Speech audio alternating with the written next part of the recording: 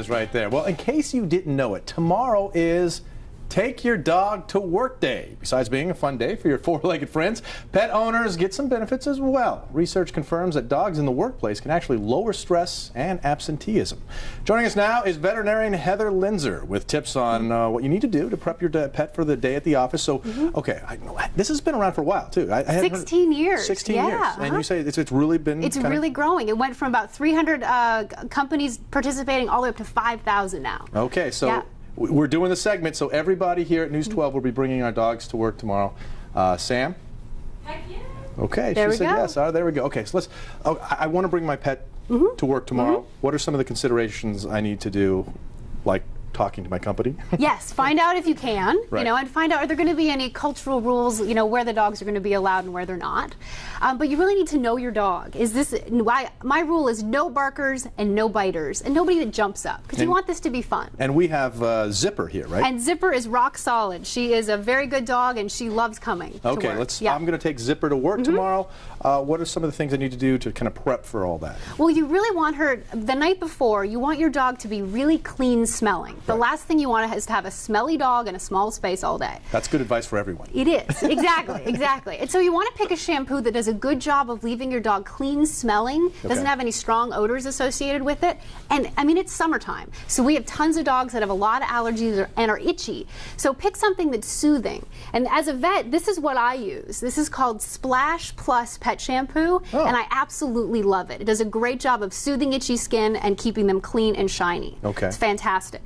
So after you've got them all clean, though, you want to also pack accordingly. Again, we're still talking the night before. Right. So you want to set out things you're going to bring. So I like bringing, make sure you have a food bowl and water. That's common sense. Right. But I really like collapsible bowls, just less room in your purse, or briefcase. And then poop bags. You want to be a good canine citizen, right? And then you want to keep her occupied when she's in your workspace. So I actually used a Kong here that I froze with broth, low fat, low sodium, makes a really good snack. Okay. Yeah.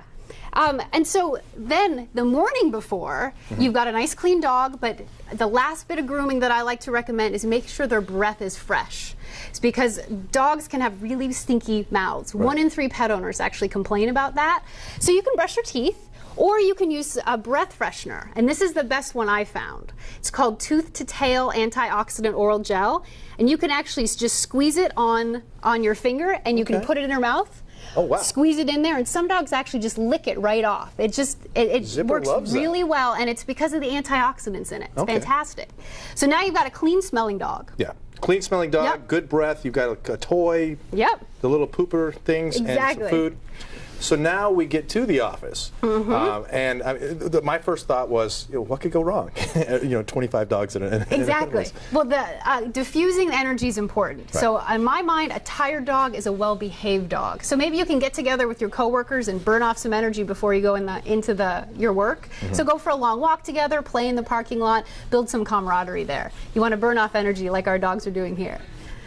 Oh, wow, okay. Yeah. And then once you get in, set up your workspace so they're comfortable. Okay, bring your dog's bed. The bed. I was going to ask about that. So you can bring the bed. So you're basically just taking the dog from home into the workplace. Exactly. And we're here. Are there any special considerations once you're at work? I mean, you want to make sure that they are introduced to the other dogs. Yeah. What happens if they're not getting along? If you have a dog that's a little I think it's good to read the dogs appropriately. So if you have a dog whose ears are forward, whose tail is up, and it's a loose wagging tail, not a stiff tail, you've got a relaxed dog. As soon as you start seeing solid, more like a soldier kind of posture, you might have some aggression issues. Okay. So try to read your dog's body language carefully before you end up having a problem. Okay, this sounds like it's going to be a really fun day. It is. And at the end of the day, we have some video of this. There's an app for everything. There is. I love this one. Explain this app.